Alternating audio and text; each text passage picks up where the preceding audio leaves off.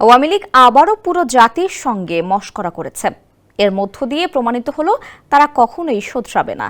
এমন মন্তব্য করেছেন প্রধান উপদেষ্টা ডক্টর মোহাম্মদ ইউনূসের সিনিয়র সহকারী প্রেস সচিব ফয়েজ আহমদ। মঙ্গলবার সামাজিক যোগাযোগ মাধ্যম ফেসবুকে দেওয়া এক পোস্টে এসব কথা বলেন তিনি। ফেসবুক পোস্টে ফয়েজ আহমদ লিখেন, ভুল বুঝতে পারা দুর্বলতা নয়। এই অংশটি দেখে তিনি ভেবেছিলেন তারা হয়তো নিজেদের অপরাধকে ভুল হিসেবে উপস্থাপন করে জাতির কাছে ক্ষমা চাইতে যাচ্ছে।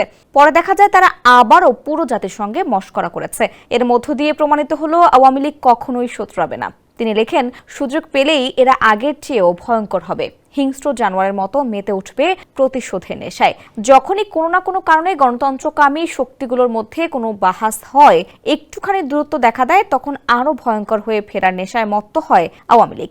স্যান্ডেলিনা সো, রূপচর্চায় আভিজাত্য।